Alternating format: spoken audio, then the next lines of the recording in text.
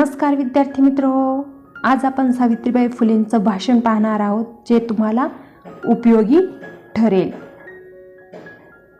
जिच्यामुळे शिकली दीनदुबळ्यांची मुले, ती ज्ञानदाती, ती ज्ञानज्योती सावित्रीबाई फुले. ज्यांनी स्त्रियांच्या जीवनातील अज्ञानाचा अंधकार नष्ट करून त्यांचे जीवन ज्ञानाच्या प्रकाशाने भरून टाकले. ज्यांनी प्रवाहाच्या विरोधात जाऊन स्त्री शिक्षणासाठी आपले आयुष्य समर्पित केले, असे थोर व्यक्तिमत्व म्हणजे क्रांतिज्योती सावित्रीबाई फुले. आज 3 जानेवारी सावित्रीबाई फुले यांची जयंती. ज्ञानाचा प्रकाश देणाऱ्या या क्रांतिज्योतीस प्रथम माझा प्रणाम. 3 जानेवारी 1831 रोजी सातारा जिल्ह्यातील नायगाव येथे सावित्रीबाईंचा जन्म झाला. वयाच्या अवघ्या 9व्या वर्षी त्यांचा विवाह ज्योतिराव फुले यांच्याशी झाला. लग्नानंतर महात्मा ज्योतिबा फुले यांनी सावित्रीबाईंना लिहायला वाचायला शिकवले.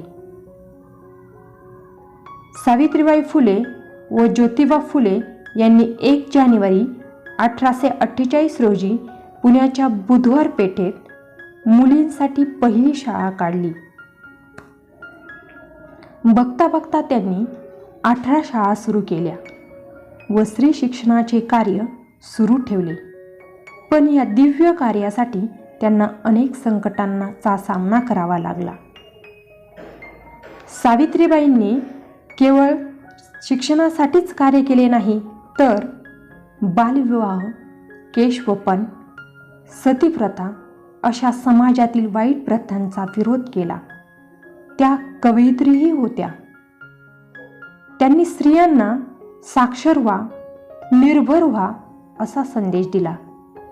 समाजातील वाईट रूढी परंपरांना त्यांनी विरोध केला. पुण्यात जेव्हा प्लेगची साथ पसरली होती, तेव्हा त्यांनी स्वतः प्लेगच्या रुग्णांसाठी दवाखाना सुरू करण्याची व्यवस्था केली. अखेर समाजातील लोकांसाठी, समाजासाठी त्यांनी मरणाचेही आनंदाने स्वागत केले.